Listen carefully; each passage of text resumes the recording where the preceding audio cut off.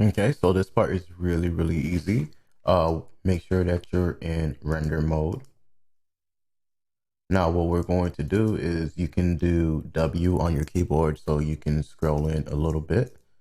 What we want to do now is to start making this shine a little bit. So just like what I told you before, whatever you're highlighted on is what will be affected when we start using these parts, okay? So since we're working with the wood floor, we want to start touching on our wood colors, which is brown. So we're gonna start from the first one, okay? So now when we clicked here, this will correspond with the same exact brown we just clicked on. What we wanna do is to give it some shine. So we're gonna go right here where it says metal. Click right there. And what we want to do is to start messing with it. So as soon as I clicked on metal, you can already see every color that is this same exact wood brown started to become metallic. So what we're going to do is just to mess with these, okay? So let's add some metal to each one of these.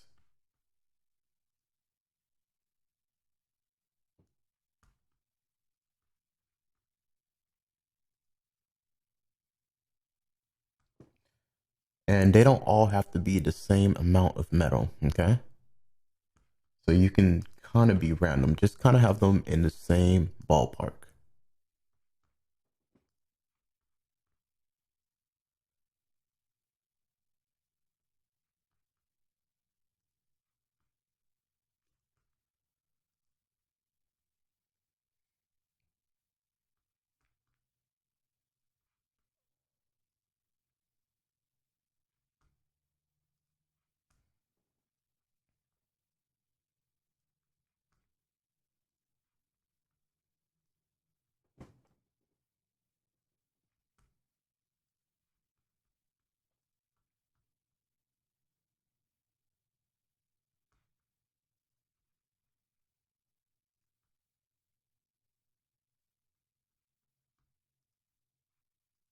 Okay.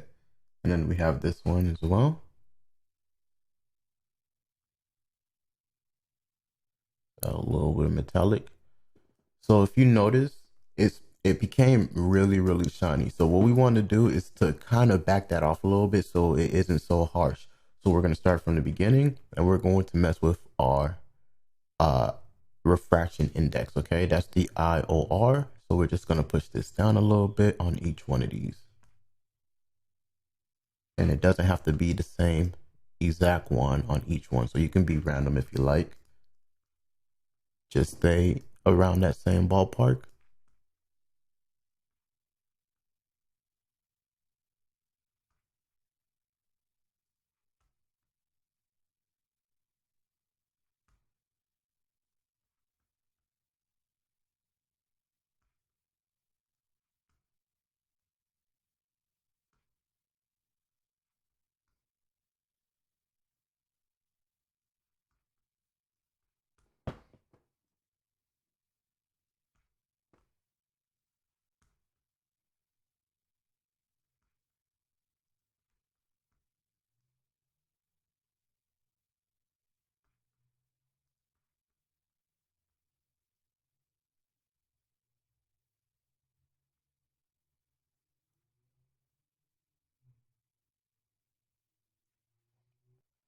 Awesome. So that's looking a lot cleaner, giving us a much more realistic floor kind of feel. I mean, and if you notice, every time that you move, you'll kind of get this noise kind of filler. It's because it's actually loading all the effects that you added in. So this is kind of telling you that right there. So the next thing we're going to do is to mess with these lights a little bit more, just to make it reflect a little bit better, as well as we're going to mess with our shadow and we're going to add in some different lighting in here to give it more of a color. Okay, so we're going to do that on the next part. All right, so now we're going to start messing with the light color a little bit. So what we're going to do is to actually go on google.com and download a free plugin for Google Chrome, okay? And this only works if you're using Google Chrome, okay? So what we want to do is just to click to Google Chrome, and what we want to look up is ColorZilla. Awesome. So just click right here and make sure to download ColorZilla. So I already have it downloaded, okay? Once you download it, it should pop up somewhere over here. So this is my ColorZilla, okay? So once you have that downloaded, what you want to do is to go back to Google, and what we want to look for this is some neon colors. So just write neon colors. Awesome. So what you want to do is just to click right here where it says images. And we're going to look for some neon colors that we want to work for. So I think I want to work with this Pinterest palette right here. So just click on it. And now we have different neon colors. So I want to work with the blue and the pink. So all you have to do is to go right here, click it, and then do pick color. So we can click right here and it'll bring up this neon blue. As you can see, I already had it chosen. So then I'll actually choose a different color so you can see this change colors. So now we have the neon pink. Okay, so I'm going to go back to this blue. Okay, so now that we have the blue, all you have to do is click on it and then it gives you a couple of options. What we want to do is to click copy to board and it'll give you these different options. The one you want to pay attention to is the first one, the copy RGB. Okay, so all you have to do is click copy. What you can do is just paste it into your address, get rid of the parentheses, get rid of that. Oops. And get rid of the RGB, and then just copy that, go back into your Magicavoxel. And what we're actually going to do is I want to replace this blue light that we created, okay? So what you want to do is make sure that it's highlighted. Go to this bottom, and this is where you actually add in your RGB. So just highlight everything, and then do on your keyboard Command V, or if you're on Windows, Control V.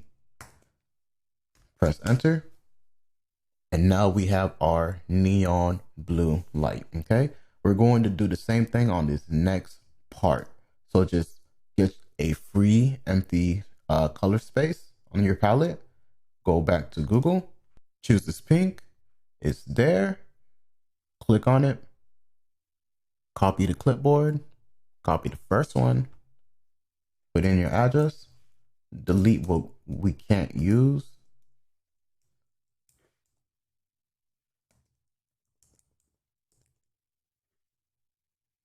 Let's copy that in.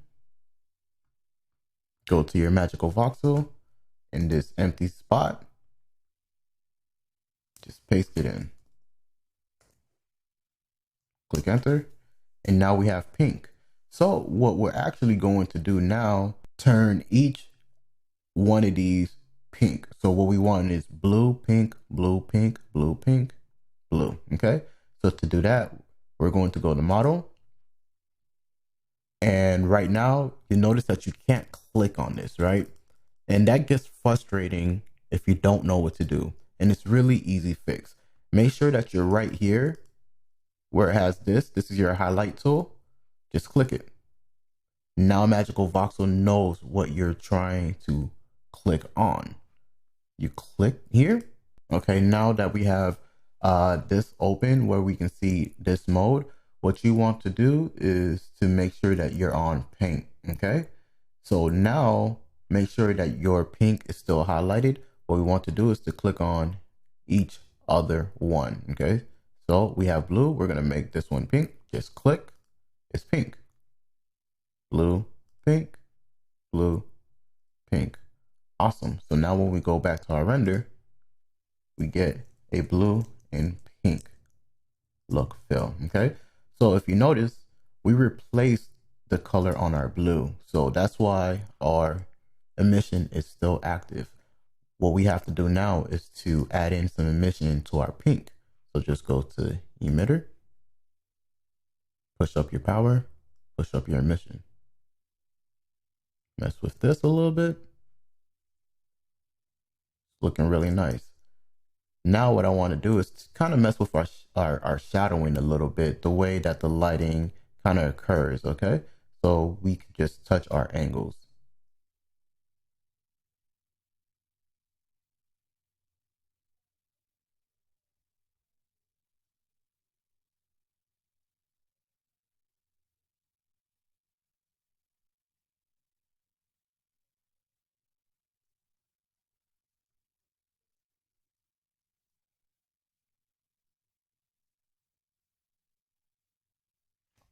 Awesome. So I actually like how that looks. Next thing we're going to do is to start adding in a glass that we want to add in front of these colors. Okay, so I'll show you how to do that in the next part. So we're going to create some glass now. So what we want to do is to go back into our model mode. Let's make sure we click this so we can do this right here. Just drag this out. Let's get in front of it by pressing D on your keyboard so we can move around kind of like it's a video game. Now just make this point upwards. Let's use our face mode. Make sure that it's on attach.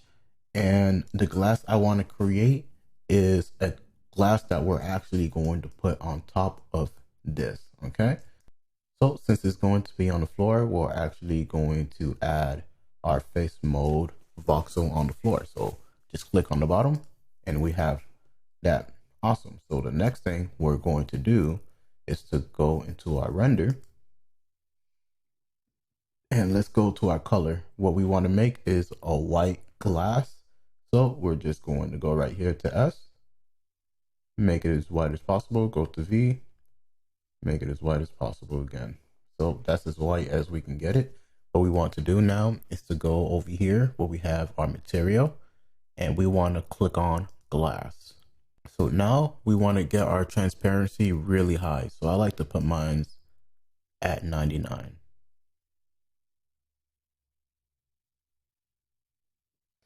So it's kind of hard to see it. So what we can do is to actually stand this up. So what we're going to do that is let's go back into our model mode. And what we can do is press this. When you press this right here, it will actually take this whole voxel and compress it into what we actually used. Okay. So now that whole box is only around this area. We're going to go to our OT, which is our rotate. And we're just going to rotate this up. And you can keep rotating it if you don't get it right. But this is it. So our X rotation, let's go right here so we can move it, bring it up a little bit, and let's bring it on the stage. And I want to have it all the way here so then we can see it much easier. And we're going to go back into our render. And now you can see that we created glass. What I want to do now is just to mess with this a little bit, make sure I get the glass texture I'm looking for.